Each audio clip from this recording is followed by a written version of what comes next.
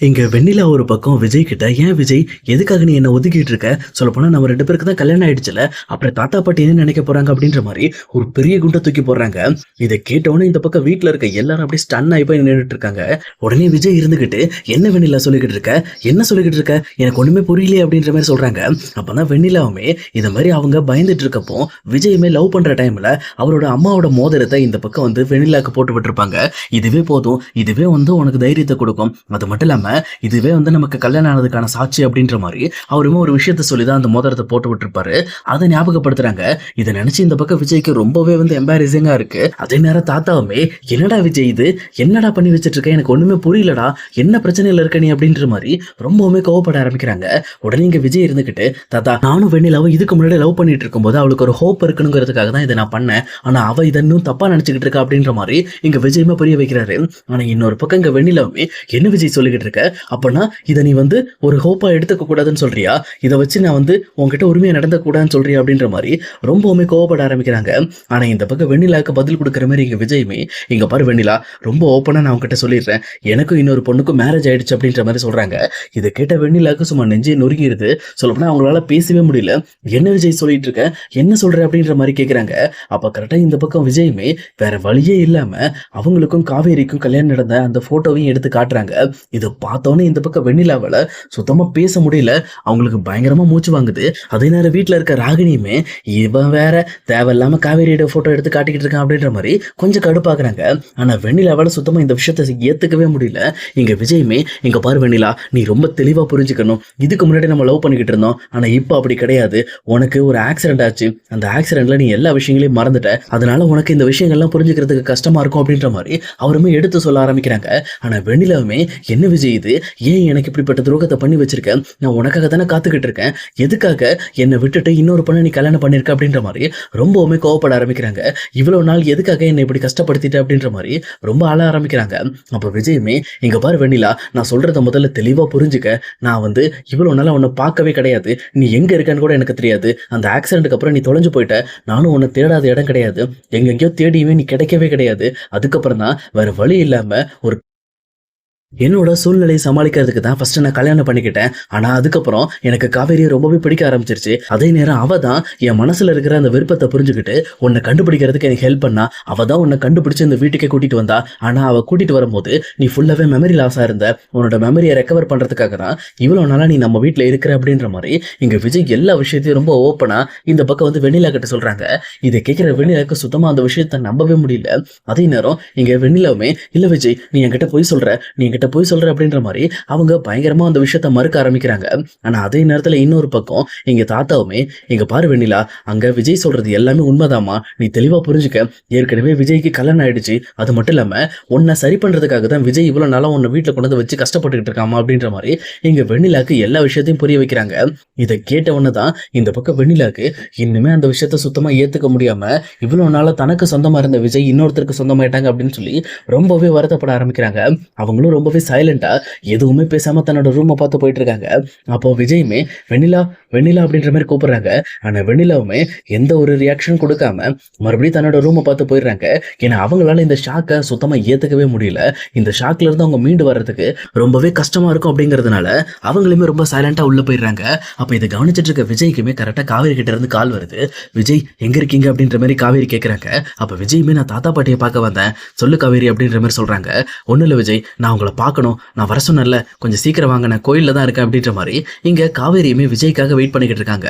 அதே நேரத்தில் இங்க விஜயுமே, "சரி வரேன் காவேரி" அப்படின்ற மாதிரி சொல்லிட்டு, "தாத்தா, போதுமா தாத்தா, இப்போ எல்லா விஷயங்களும் நான் இங்க வெண்ணிலா கிட்ட சொல்லிட்டேன். இதுக்கு மேல வெண்ணிலாவால எந்த ஒரு பிரச்சனையும் இருக்காது.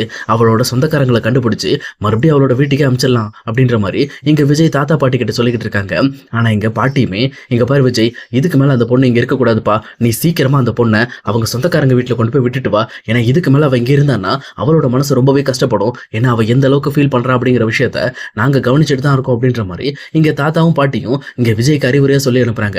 அது மட்டும் இல்லாம இங்க விஜயுமே, "காவேரி கூப்பிட்டுருக்கா, நான் காவேரியை பார்க்க தான் போறேன்" அப்படின்ற மாதிரி அந்த விஷயத்தையும் தாத்தா கிட்ட சொல்லிட்டு தான் அங்க இருந்து கிளம்புறாங்க. இங்க விஜயுமே ரொம்ப லேட் ஆனதுனால வேக வேகமா காரை ஓட்டிக்கிட்டு போயிட்டு இருக்காங்க. அதே நேரத்துல காவேரியுமே, "ரொம்ப டைம் ஆயிடுச்சு, ஏன் இன்னும் அவர் வரல" அப்படின்ற மாதிரி ரொம்ப வருத்தத்தோட அவங்களும் கோயில்ல வெயிட் பண்ணிக்கிட்டு இருக்காங்க. இங்க விஜயுமே வேக வேகமா போயிட்டு இருக்கும்போது அங்க கோயிலுக்கும் வேகமா போய் சேர்ந்துட்டாரு. அங்க போயிட்டு இந்த பக்கம் காவேரியை தேடி தேடி பாக்குறாங்க.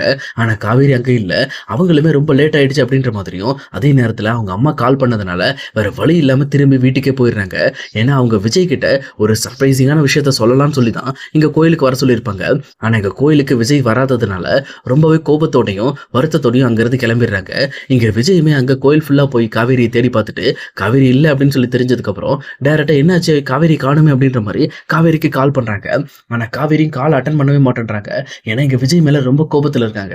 ஏன்னா விஜயுமே ரொம்பவே லேட்டா வந்ததுனால தான் இந்த பக்கம் காவேரியால அந்த விஷயத்த சுத்தமா ஏத்துக்கவே முடியல. அதுக்கப்புறம் அவங்களும் வீட்டுக்கு போயிடுறாங்க.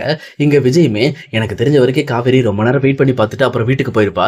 சரி விட நம்ம வீட்டுல போய் பார்க்கலாம்னு சொல்லிட்டு விஜயுமே வேக வேகமா கிளம்பி இங்க காவேரியை பாக்குறதுக்காக வீட்டுக்கு போறாங்க. அப்ப காவேரி தனியா வந்து வெளியில உட்காந்து அப்பளம் காய போட்டுட்டு இருக்காங்க. இதை பார்த்துட்டு இருக்க விஜயுமே இங்க காவேரி கிட்ட போயிட்டு என்னாச்சு காவேரி ஏதோ பேசணும்னு வர சொன்னா நான் கோயிலுக்கு வரதுக்குள்ள நீ கிளம்பிட்ட அப்படின்ற மாதிரி ரொம்ப கேஷுவலா பேச ஆரம்பிக்கிறாங்க. ஆனா இத பார்த்துட்டு இருக்கிற காவேரிக்கு ரொம்பவே கடுப்பாகுது. நான் என்ன சொன்னேன் உங்ககிட்ட ஒரு முக்கியமான விஷயத்த பத்தி பேசணும்னு சொல்லிட்டு உங்களை வர சொன்னா நீங்க என்ன கொஞ்சம் கூட மதிக்காம என்ன நீங்க பார்க்கவே வரல. நீங்க பேசாதீங்க முதல்ல நகருங்க அப்படின்ற மாதிரி கொஞ்சம் கோவப்பட ஆரம்பிக்கிறாங்க. ஆனா விஜயுமே இங்க பாரு காவேரி நான் உனக்கு ஒரு முக்கியமான சர்ப்ரைஸ் வச்சிருக்கேன். இந்த விஷயத்த நீ கேட்டா நீ ரொம்ப சந்தோஷப்படுவ அப்படின்ற மாதிரி இங்க விஜயுமே காவேரி கிட்ட பேச ஆரம்பிக்கிறாங்க. இங்க காவேரியுமே அதே மாதிரி நானும் ஒரு சர்ப்ரைஸ் கொடுக்கலான்னு தான் உங்களை வர சொன்னேன். ஆனா அதை நீங்க புரிஞ்சுக்காம வரவே இல்லை அப்படின்ற மாதிரி அவங்க மனசுக்குள்ளே பேசிக்கிறாங்க. அதுக்கப்புறம் விஜயுமே இங்க பாரு காவேரி நீ வா எங்க வீட்டுக்குள்ள வா நான் வீட்டுக்குள்ள வா நான் உனக்கு அந்த சர்ப்ரைஸ் சொல்றேன் அப்படின்ற மாதிரி தன்னோட ரூம்குள்ள கூட்டிட்டு போயிட்டு இங்க காவேரி கிட்ட இப்போ ஃபர்ஸ்ட் நீ என்ன சொல்லணும்னு நினைச்சோ அதை சொல்லு காவேரி அதுக்கப்புறம் உனக்காக நான் ஒரு சர்ப்ரைஸ் வச்சிருக்கேன் அப்படின்ற மாதிரி அவங்களும் சொல்றாங்க. இதை கிட்டோட காவேரியுமே சரி இதுக்கப்புறம் நமக்கு நல்ல சான்ஸ் கிடைக்காது கண்டிப்பா இங்க விஜய் கிட்ட இதை பத்தி சொல்லிடலாம் அப்படின்ற மாதிரி அவங்களும் இங்க சந்தோஷத்தோட விஜய் உங்ககிட்ட நான் ஒரு முக்கியமான விஷயத்தை பத்தி பேசணும் அதாவது அப்படின்ற மாதிரி கொஞ்சம் கொஞ்சமா இழுக்க ஆரம்பிக்கிறாங்க. ஆனா இதை பார்த்துட்டு இருக்க விஜயுமே என்ன காவேரி வெக்கலாம் பட்டுக்கிட்டு இருக்க உனக்கெல்லாம் வெக்கலாம் வராது நீ முதல்ல வாயை திறந்து ஓப்பனா பேசு அப்படின்ற மாதிரி இங்க காவேரியை கலாய்ச்சி விட்டுறாங்க. உடனே காவேரியுமே எங்களுக்கு வராத வெக்கம் அப்படின்ற மாதிரி அவங்களே மறுபடியுமே அது ஒண்ணும் இல்ல நீங்க அப்பா ஆக போறீங்க அதை தான் சொல்ல வந்தேன் அப்படின்ற மாதிரி இந்த பக்கம் ஒரு பயங்கரமான ஷாக்கை விஜய் கிட்ட கொடுக்குறாங்க. இங்க விஜயுமே என்ன காவேரி சொல்லிட்டு இருக்கு அப்படின்ற மாதிரி சும்மா துள்ளி குதிக்க ஆரம்பிக்கிறாரு. ஒரு நிமிஷம் ஒரு ஆண் கத்தையே செஞ்சிடுறாரு. இதை பார்த்தோன்னே இங்க காவேரியுமே டக்குன்னு விஜயோட வாயை போத்திட்டு எதுக்காக இப்படி கத்திட்டு இருக்கீங்க அவ்வளவுதான் எங்க அம்மாக்கு தெரிஞ்சதுன்னா வெளியில வந்து என்ன உண்டலன்னு பண்ணிடுவாங்க அப்படின்ற மாதிரி ரொம்பவுமே டென்ஷன் ஆக ஆரம்பிக்கிறாங்க. ஆனா இங்க விஜயுமே okay Kaveri okay okay okay okay எனக்கு ரொம்ப ஹாப்பியா இருக்கு சொல்லப்போனா இந்த விஷயத்த சொல்றதுக்கு தான் நீ கோயிலுக்கு வர சொன்னியா நான் லேட் பண்ணிட்டேனே அப்படின்ற மாதிரி இங்க விஜய் கொஞ்சம் வருத்தப்பட ஆரம்பிக்கிறாரு. ஆனா காவேரியுமே இன்னொரு பக்கம் பரவாயில்ல விடுங்க இதுக்கப்புறம் தான் நீங்க எதுலையும் லேட் பண்ணக்கூடாதுல்ல இனிமேல் நீங்க எல்லா இடத்துலயும் நீங்க முதல்ல வந்து நிக்கணும் அப்படின்ற மாதிரி இங்க விஜய் கிட்ட ஜாலியா கலாய்ச்சிட்டு இருக்காங்க. அதே நேரத்துல விஜயுமே ரொம்ப சந்தோஷத்தோட இந்த பக்கம் வந்து லைட்டா கண் கலங்க ஆரம்பிக்குது. இதை பார்த்துட்டு இருக்க காவேரியும் சரி சரி விடுங்க ரொம்ப ஃபீல் பண்ணாதீங்க இதுக்கு மேல நம்ம ஆக வேண்டிய காரியத்தை பார்க்கலாம் அப்படின்ற மாதிரி அவங்களும் ஒரு முடிவுக்கு வராங்க. அதே நேரத்துல காவேரியுமே ஆமா விஜய் நீங்க ஏதோ எனக்கு ஒரு சர்ப்ரைஸ் கொடுக்கணும்னு சொன்னீங்கல்ல அது என்ன சர்ப்ரைஸ் அப்படின்ற மாதிரி கேட்கறாங்க. அதுவா அது உண்மையிலுமே உனக்கு ரொம்ப பிடிக்கும் சொல்ல போனா இன்னைக்கு வெண்ணிலா என்கிட்ட வந்து இந்த மாதிரிலாம் பிகப் பண்ணா ஆனா நான் வெண்ணிலாவை கூப்பிட்டு வச்சு அவகிட்ட உனக்கு எனக்கும் மேரேஜ் ஆன விஷயத்த பத்தி ரொம்பவே ஓப்பனா பேசிட்டேன். ஏன்னா இதுக்கு மேல அவளால நம்ம வாழ்க்கைக்கு தொந்தரவு இருக்கக்கூடாதுன்னு தான் அந்த விஷயத்த நான் பண்ணேன் அப்படின்ற மாதிரி விஜய் சொல்றாங்க.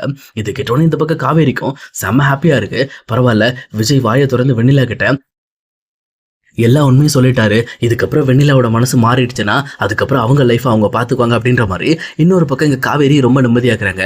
ஏன்னா தன்னோட லைஃப்ல இருக்கிற பிரச்சனைகள் ஒன்னொன்னா தன்னை விட்டு விலகி போயிட்டு இருக்கு அப்படின்ற மாதிரி அவங்க கொஞ்சம் ஹாப்பியாக ஆரம்பிக்கிறாங்க. ஆனா அந்த ஹாப்பி கொஞ்ச நேரம் கூட நீடிக்கல. ஏன்னா இங்க வெண்ணிலாவோட ரூமுக்கு போன ராகினியுமே இங்க காவேரி பத்தியான விஷயங்களை பத்தி இங்க வெண்ணிலா கிட்ட சொல்லிக்கிட்டு இருக்காங்க. அதாவது ஏற்கனவே விஜயும் காவேரியும் அக்ரிமெண்ட் மேரேஜ் தான் பண்ணிக்கிட்டாங்க. அந்த மேரேஜ் முடிஞ்சு இப்ப காவேரி அவங்க அம்மா கூட இருக்காங்க விஜய் தனியா இருக்காரு அவங்க ரெண்டு பேரும் ஒன்னாலாம் கிடையாது அப்படின்ற மாதிரி இங்க வெண்ணிலா கிட்ட ராகினி ஏத்தி விட்டுட்டு இருக்காங்க. இதெல்லாம் கேட்டுட்டு இருக்க வெண்ணிலாவுமே மறுபடியுமே முட்டாள்தனமா அப்பனா என் விஜய் இன்னுமே அவரோட மனசுல நினைச்சிட்டு தான் இருக்காரு அதனாலதான் அக்ரிமெண்ட் மேரேஜ் பண்ணிருக்காரா அப்படின்ற மாதிரி தப்பா புரிஞ்சுக்கிட்டு அவங்க மறுபடியுமே விஜய் அப்ரோச் பண்ணும் அப்படின்ற ஒரு முடிவோட இருக்காங்க. ஆனா சொல்ல போனா இந்த ராகினிய இந்த வீட்டை விட்டு அடிச்சு துரத்துனாதான் கொஞ்சம் இந்த வீடு உருப்படும். ஏன்னா அவங்க பண்ற விஷயங்கள் எல்லாமே இங்க காவேரியும் விஜயும் செம்மையா டார்ச்சர் பண்ற மாதிரியே இருக்கு. இப்போ அமைதியா இருக்கிற வெண்ணிலாவோட காதல ஓதி இதை ஒரு பிரச்சனையை கிளப்பிட்டு இருக்காங்க. இப்போ இந்த பிரச்சனை எந்த அளவுக்கு வெடிக்க போகுது அப்படிங்கறத நம்ம அடுத்த வார எபிசோட்ல கண்டிப்பா பார்க்கலாம் கைஸ். இந்த வீடியோ உங்களுக்கு பிடிச்சிருக்கும்னு நினைக்கிறேன். பிடிச்சிருந்தா மறக்காம லைக் பண்ணிடுங்க. இதே மாதிரி வீடியோஸ் வேணும் அப்படின்னா நம்ம சேனல் ஞாபகமா சப்ஸ்கிரைப் பண்ணி வச்சுக்கோங்க. Okay guys, see you. நம்ம இன்னொரு வேற லெவலான வீடியோல பார்க்கலாம்.